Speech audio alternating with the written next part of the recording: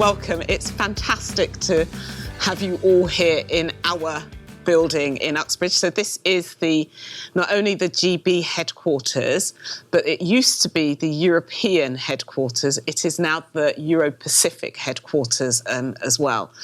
So we're going to tell you a little bit about our journey, but yeah, you've come to the wonderful Uxbridge.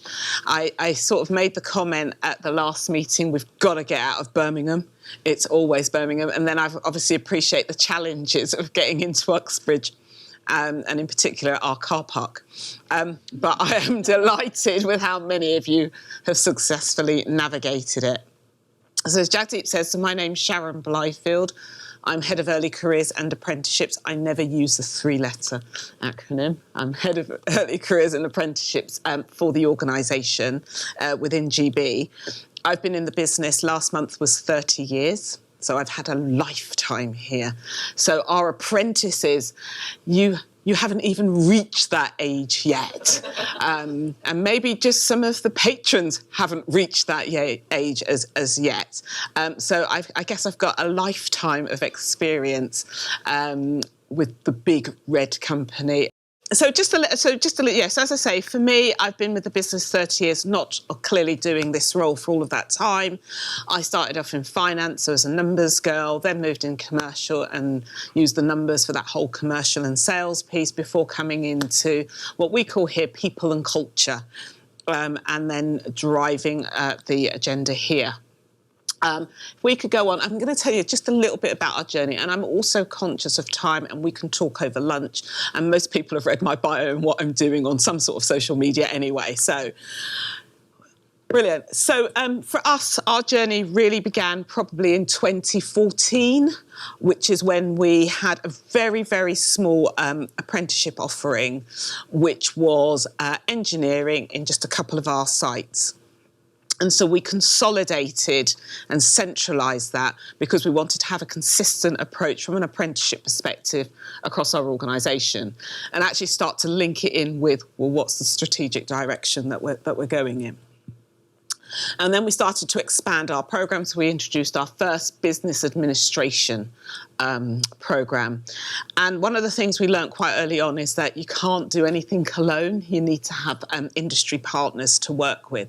And that's when we partnered with the National Skills Academy for Food and Drink. Yes, I know MMA is not on there, but, you know, we'll come to industry partners expanded, okay? And then, of course, as Simon's already said, we had the levy that was introduced in 2017, and there is nothing that focuses the mind more than the government taking money from you. I'll calm down now at this point. So we were never going to spend all of our levy. You know, we just knew that that was never going to happen. But what it did do is it gave us an opportunity to look at where else could we have apprenticeships. So we had engineering, we just started on the business administration, and then we introduced our sales apprenticeships. And that's kind of evolved as time's gone on as well. We had to then also think about who are the delivery partners that we were going to work with.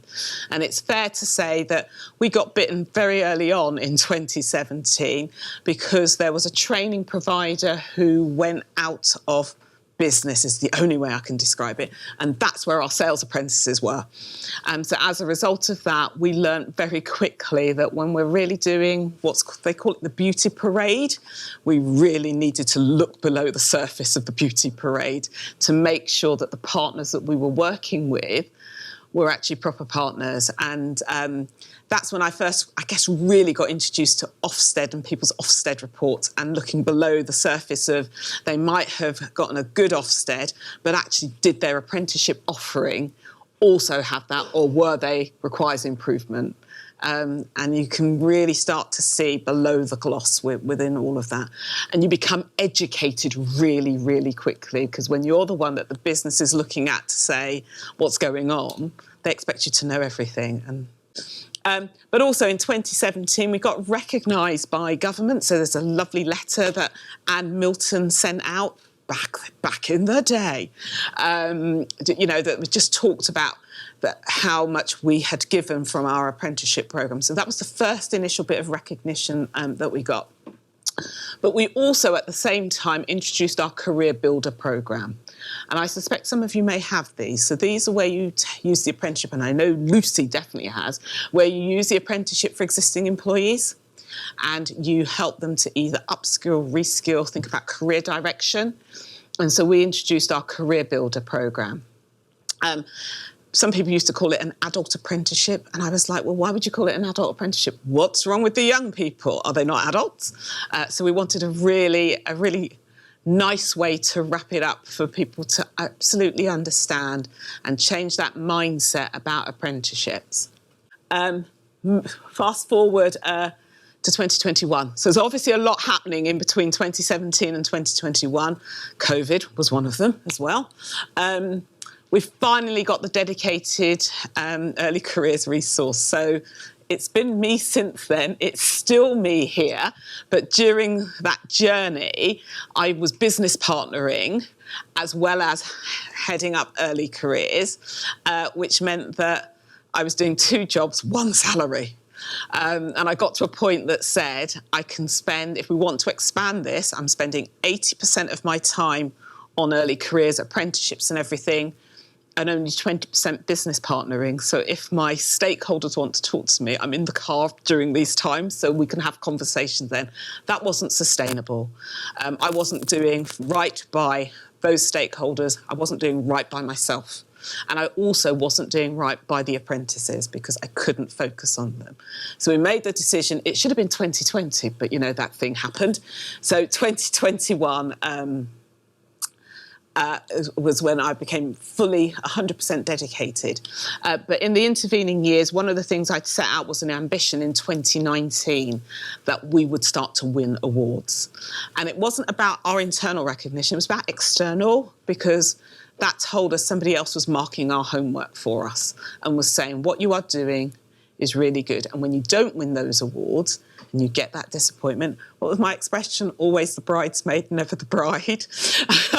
When you don't win that award, you kind of go back and you reflect, what is it that somebody else is doing that maybe we should be doing or could consider to adapt and adopt. So since 2021, we have been award-winning. We have award-winning programmes and we have award-winning apprentices who I'm even more prouder of. They're not here today. They're all at uni this week. We had a few of them in at the beginning of the week. We also then, even though this is the Apprenticeship Alliance, we refreshed and relaunched our graduate programme because it was really important as a big corporate organisation that we had another pathway and another opportunity for those who had made the decision to go via the university route. But interestingly enough, my graduates who joined the business on a 4-year programme in 2021, this month all started their level 5 coaching apprenticeship. So, you know, they may have gone to university, but they are still going through an apprenticeship as far as I am concerned, because everybody needs coaching and that's a great thing for them to be doing. But we also launched in 2021 our degree apprenticeship programme because we were initially level 2, level 3, level 4, and internally, our career builders could do the higher ones, but we wanted to have that opportunity to bring that early talent into our business going through the degree apprenticeship, and that's working well for us. We launched our virtual work experience and created digital badges, because if you can all think about it, during lockdown, that opportunity for that in person, but equally as well, you know, we're a great big global organisation, we have a great big reach. However, from a resource perspective, there's only just over 3,000 employees in the United Kingdom, and over 2,000 of them are in our factories. So being able to have lots of opportunities for people to come in to do work experience is nigh on impossible. But actually, this programme now allows across the United Kingdom people to be able to experience and understand what we do as an organisation. And we set schools challenges within that as well. We took part in the Kickstart scheme. That had its highs, it had its lows. But, you know, we had 7 young people in the end who ended up with roles within our organisation who probably thought to themselves that would never happen to them. So I see that as a success for all the hard work we put into it. And we also were then accredited with We Invest in Apprenticeships Gold award. And then there's more coming. We want at least 10% of our workforce to have come through at the Early Careers Pathway. So we're looking at more and more programmes. We've done levy gifting and we want to do more levy gifting because we think that's really, really important as part of our social responsibility. We're able to do that. We're going to build in our internship programme. At the moment, it's very ad hoc. Hello, my friend wants to do an internship. Do you have anything? Depends what level you are in the business to answer that question. We need to have consistency. We need to be able to ensure that we open that door much wider for others to be able to participate. So a few things in the works there. Expanding our school outreach. We are building our workplace capabilities for skills of tomorrow as part of the programme. But what we really want to be is recognised as a world-class programme. So that's my next big rock and big bet, is to be recognised. So we've created lots of pathways to get into our organisation. You can steal with pride. I don't mind this slide. Are you going to share the slides, by the way? Yes, sir. I'll get these over to you. And so what we've ensured that we've got lots of work experience, job shadowing. That did say traineeships until back end of last year, and now it's changed to T-levels because I'd spent a year working on the traineeship programme, getting it ready to launch for this year, and then somebody made a bad decision. Obviously, our apprenticeships we've talked about, but also we have to remember we want to create direct entry-level opportunities as well, because not everyone wants to do an apprenticeship, not everyone wants to go to university. Some young people just need to be able to get into the workplace. So one of the things that we're going to be doing this year is looking at what are the jobs that we can say, actually, these could just be direct hire entry-level roles within that. If you think about it, I took you on that journey. Well, we didn't have an external platform until 2020 for early careers, which you probably find that hard to believe. You go, God, there's a good big brand. They must be future thinking, always forward thinking.